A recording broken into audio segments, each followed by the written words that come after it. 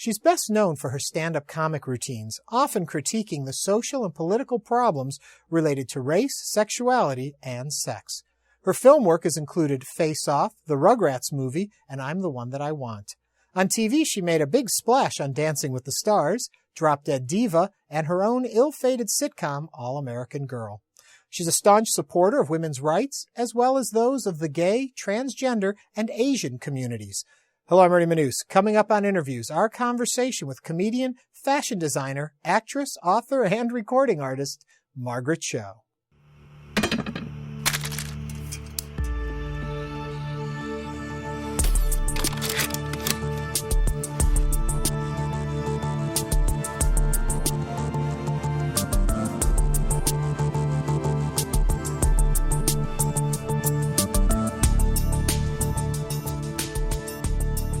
So we seem fortunate enough to hit you at a very wonderful time in your career, I would say. Mm-hmm. Do you see it that way?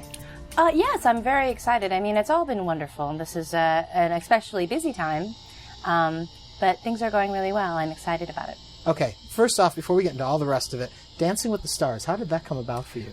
They just asked me, and I love the show, and I wanted to do something like this. It seemed like the right time, and I'm really busy, but that's kind of the best time to do things is when you're really busy. So well, I know while we're doing this interview you're also shooting a music video, you're on tour, and I see your Dancing with the Stars partner is here too, so yes. You're practicing too, I guess, in all of the rest of this. Well, he is actually not practicing today. Well, we might practice later, but he's going to be in the video. I just kind of thought I'll just put him into my life, I'll just bring Louis in and just fit him into everything, so we're kind of living on the bus and we're on the road and doing shows and he's there, and so that's really great. I think that's a really fun thing. What's wonderful about Dancing with the Stars is that I made a really fantastic friend, so I'm very happy about that.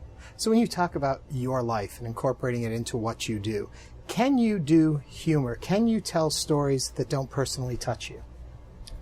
I think that I have to tell stories that personally interest me or touch me, that's why I do what I do, and that's the most important part of what I do, so I can communicate things that are important to me, and whether that is just making fun of something or whether it's talking about my family or politics, it's all very meaningful.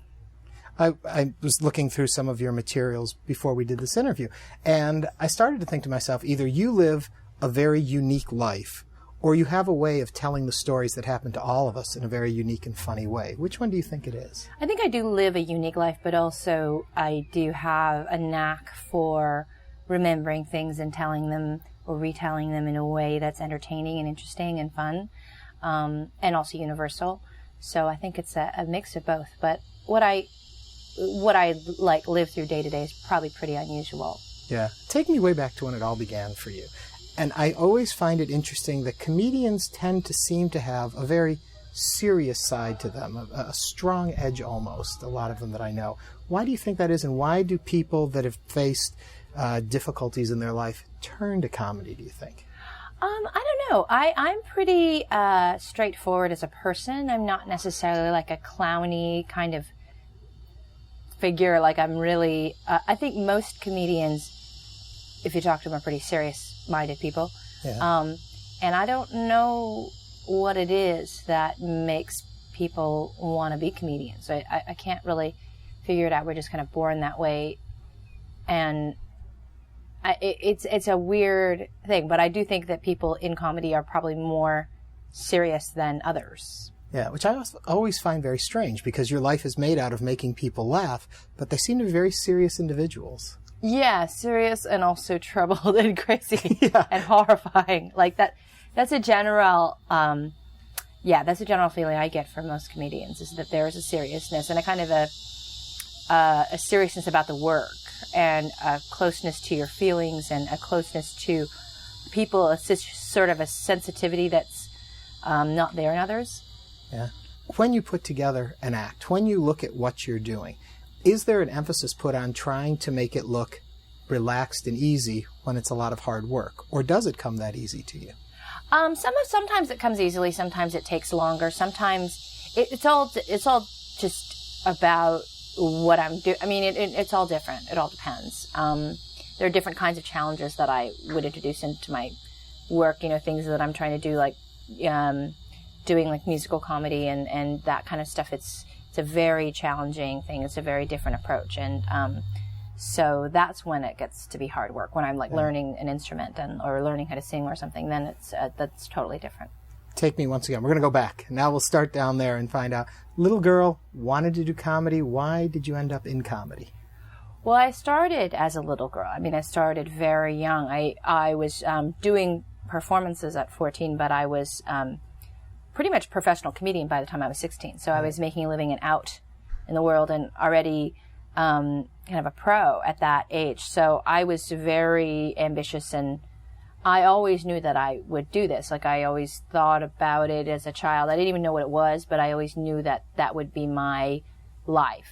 And I had very vivid dreams about performing stand-up that it feels the same as it actually does to perform it. So it's just been my life. Yeah. Your dad wrote jokes, is that right?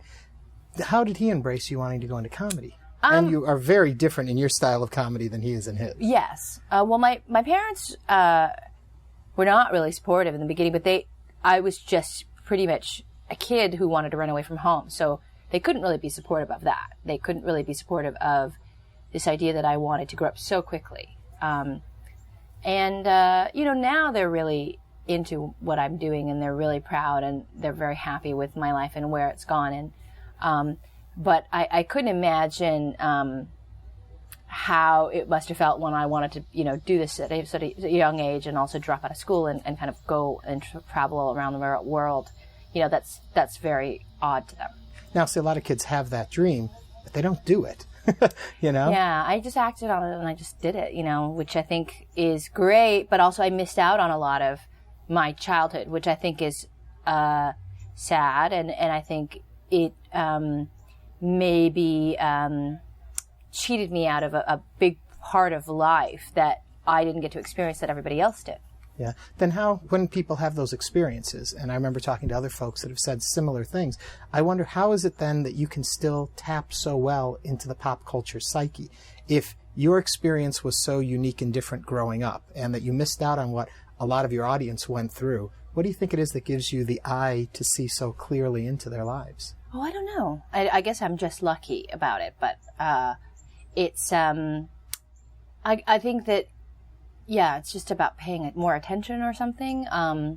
But I do feel cheated. Yeah. Do you know at what point it was you realized that your parents had come around and were supportive of you? Was there a moment? I don't know if there was like one particular moment. I think it was just the realization that I wasn't going to stop, that there wasn't going to be an You'd worn them down. They had to come that over. There wasn't going to be some point of coming to my senses, because I never stopped. I never stopped working. And so the continuousness of the work, the fact that I just kept going, and that there was never any slow period, that there was always movement and there was always stuff happening. So that kind of made them feel like it was a permanent thing. Was there a point where you felt like you had made it, when you knew you had made the right choice and that you were going to be doing this career? I don't know. I think that I'm still feeling that, that there's always moments where you haven't got there. There's so many levels and rungs to show business. It's like a ladder, and then you just kind of keep going up, and there's always people above you and there's always people below you, and you never really feel like settled and that you've arrived, or there's never a sense of safety or permanence ever. So I haven't had that. At some point you were on The Golden Palace, the spinoff from Golden Girls. Mm-hmm. And I've read that was a turning point for you in some way, that recognition came in around that same time. You were getting the television work and all of that.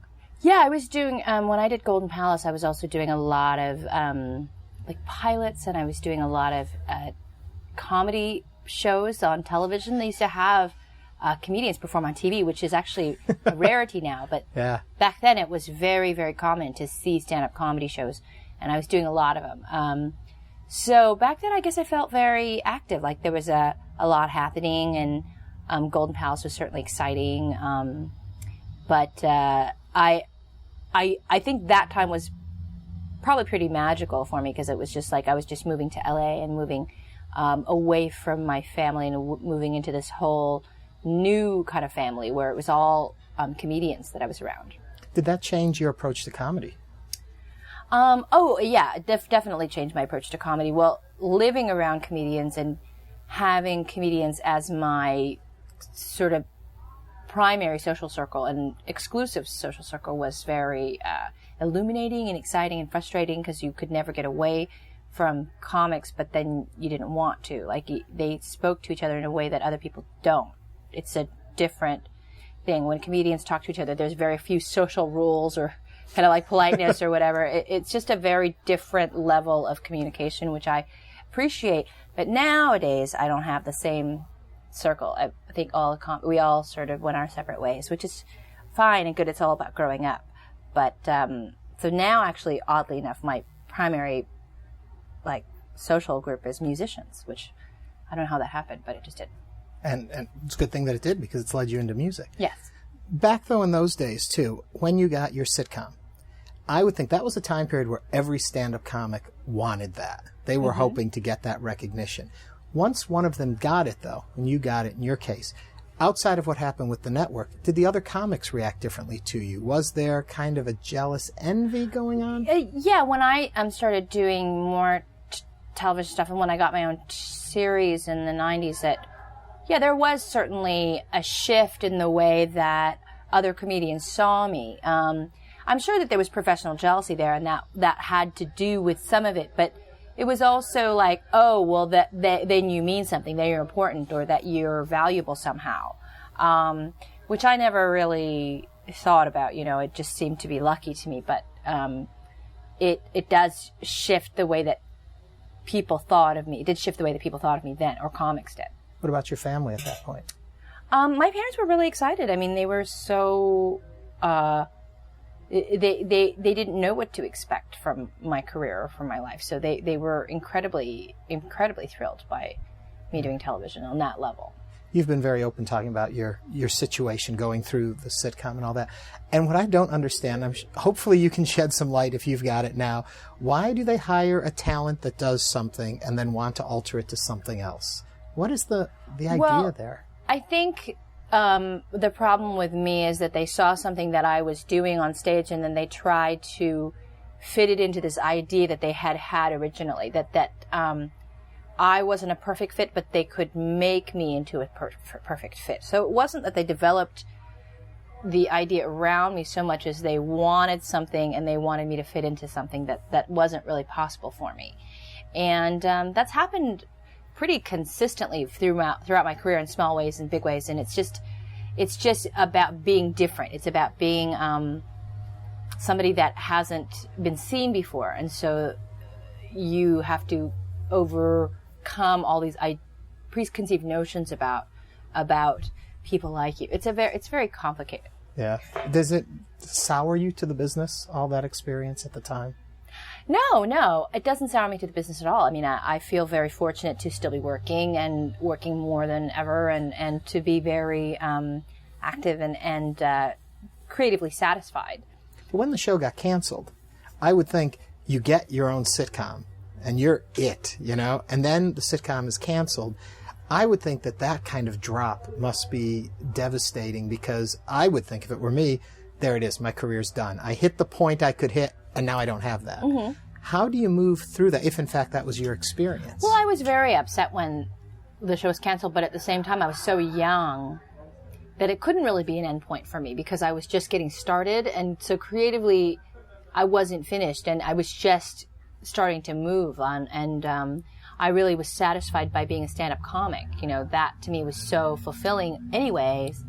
It almost didn't really matter what else happened, because if you're a stand-up comic, you can just keep going and do anything, and you can remain independent of the big structure of show business. You can just go on your own. I think the people who do what I do, and people who are out there on the road, there's so few good stand-up comics. There's so few people that are really, really good at it, and that right. Your work is always going to be demand, because they're always going to want to come see you, and you stay good. And so that to me is something that I focused on more than worrying about where I was going to audition next or what part I was going to get.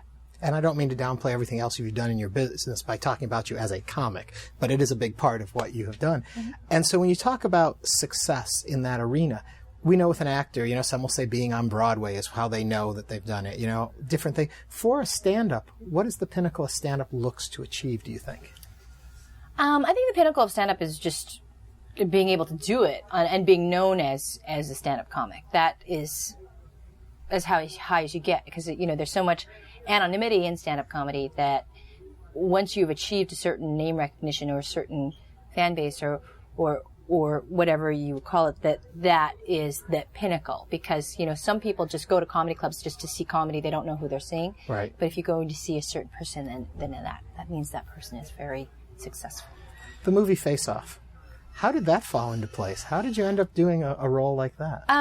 Face Off was interesting because John Woo is a fan. And John Woo is an amazing director. And I'm a major fan of his movies. And Chow Yun-fat actually introduced us, and so it was this kind of very odd thing. And I worked on that film for a long time, but I'm not in it very much. It's an action movie, but it's like you have your stunt double, and it's like the weird, perfect version of yourself. And so it was like this weird thing where you're shadowed by this person who's dressed like you, but is not you, but looks kind of like you, but only in a perfect world. And so there was this weird, you had a weird doppelganger. So I was on the movie for like a year. It takes a long time to make those action films, but it was the connection was through my relationship with John Woo. Dramatic works. Do you like doing dramatic acting? Yes, I like doing it all. I mean, to me, it's I approach everything the same way. As an actor, it's all, whether it's dramatic or comedic, to me, it's the same attitude or the same idea. So I don't have a different mindset coming to it. So then we take you up through comedian, things are going great. You decide to start incorporating music, and more so to the point that you record an album. Odd choice, I would think, for a stand-up comic. And then you start looking back and you hear of others that have done that, Steve Martin and things. This is not new. Yeah, it's a very classic thing to do as a comedian, is to go into comedy music. And then right. you look at the stuff that Steve Martin was doing, like with King Tut, and then Cheech and Chong songs, and it's a very fun way to be a comic, is to use music. And so but my approach to it was I wanted to do something that was actually beautiful, that it was novelty songs and comedy songs, but with incredible musicianship and really lavish production. And so fortunately, I'm friends with some great musicians who, like Tegan and Sarah, who are helping me out today, who lent their time and studios and ability to make this album with me. And you wrote the music on it, or the lyrics. Yeah, I wrote all the lyrics on the record, and all the different artists provided the music. There is a song, I'm Sorry, that's out there, and I have heard the story before, but I'd love for you to tell how that came to be. Well, the story is really horrible. The story behind I'm Sorry is it was during All American Girl that I met this guy who was a writer on the show. He's a big producer. And I loved him, and he didn't like me back. And it was just like a classic, kids thing where you have a crush on somebody and they don't like you. And it was really heartbreaking for me, because that never happened to me before. And then we had a sort of a very platonic relationship, and it was really tense the whole time. And but I still loved him. And then I never thought to find him or look for him or anything. And then when I turned 40, I thought I should see what he's doing, because I still think about him, and I think I love him still. And so I looked him up, the magic of Google. Look people up and see what they're doing. And his name came up on Wikipedia, and it said American screenwriter and producer, worked on All American Girl with Margaret Cho, and then in 2007 was convicted of the murder of his wife. He had bludgeoned her to death and stuffed her body in the attic of their house for a month until she had partially mummified. And it's so horrible. I mean, it's so horrible. And I didn't really know how to react to it, because it didn't happen to me. It couldn't have been me, but it could have been me. But it was such a complicated feeling. I love this person. Like, I really, like, it wasn't that it was a random crush. It was somebody that really changed the way that I felt about other people. Like, he really shaped the way that I am in a relationship now. It's just such an influential person. Right. And that he did that. And I was so, I was so upset because of this woman who had died. And there was just so many things that upset me. And I really didn't have a right to be upset because it didn't happen to me at all. Like, there's just so many things that I was really conflicted about. And I was writing the album at the time. I was living in Peachtree City, where I filmed Drop Dead Diva, and I was in a very isolated apartment by myself and away from my friends and my family. And you know, I was just moved to write that song. And, you know, Andrew Bird, who co-wrote the song with me, really loved the lyrics and thought the story was so profound and compelling. But he composed this very light melody to it, and it just worked so well. So it's a great song. It actually helped me get over something that was really upsetting, but I don't know why exactly it was upsetting to me. But it's the way that somehow art can cure things, or dark humor can illuminate things that are really painful. Do you go back to humor throughout your life when you have situations like that? Yeah, I mean, hopefully there's not a lot of situations like that. That goes back to earlier when I said, you know, unique situations happen. Yeah, this doesn't happen to everybody. No, but I think it is just humanity in life. You know, when you live as long as I do, you just kind of, things occur, you know, things change, and the paths that people take are pretty amazing. And I think people touch me deeply, which is why I'm able to write about it and have some sense made of it. Outside of all of your performing work, you are well thought of as an activist, and you're very involved in the lives and the situations of people that aren't your situation necessarily. Why is there that connection? Well, I think that there needs to be a sense of fairness in the world, and there needs to be a sense of justice, and so that's why I want to work as an activist a lot in the gay and lesbian community. That's why I want to work as an activist for people, because to me that's my experience of not fitting in and being different, and so I can bring my own isolation and my own feelings of non-inclusion into whatever arena, and how I overcame those feelings, and feeling less than, burdened by feeling less than. I can bring the way that I brought myself up out of that into whatever conversation I need to. So that to me makes perfect sense to be an activist. And I grew up in a community that really idolized Harvey Milk. And so to me, that's always been a touchstone, that's the level that you want to get to is to the level of moving people like he did. Right.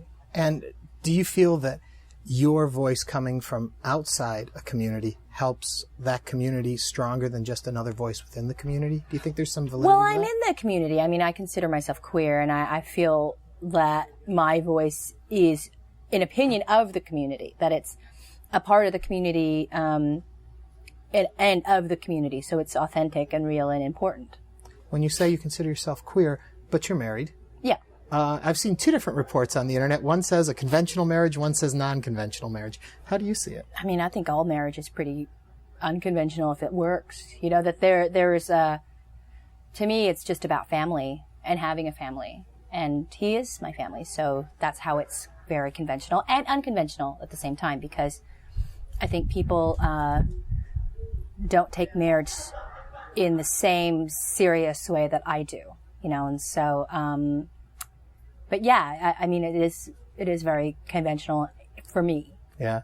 As you've worked and done the works that you've done, have you noticed a change in the community's reaction to the work you're doing? Has it gotten better or gotten worse? More accepting, less accepting? What do you see? I don't know. I mean, I think my activism has always been welcome within the community that I'm in, within the gay community. It's been a very important thing for me. And I think that there's been a lot of progress. There's been a lot of growth.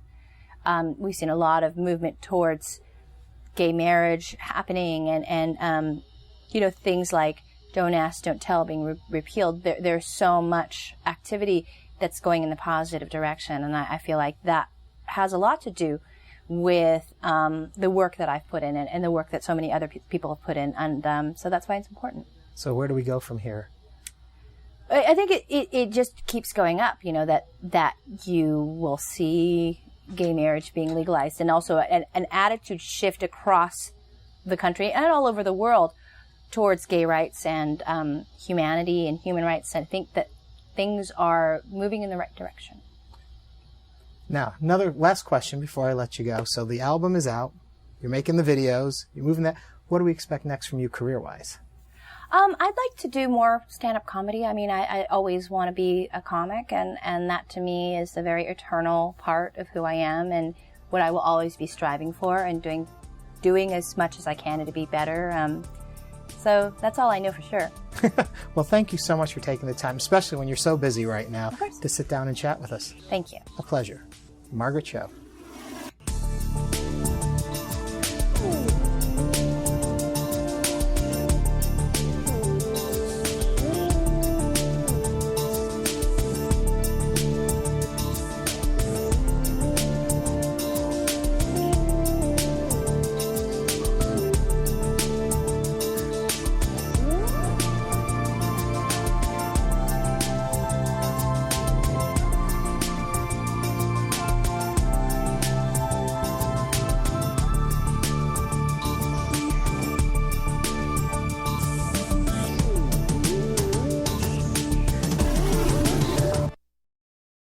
To order a DVD of this or any episode of InnerVIEWS, please visit HoustonPBS.org.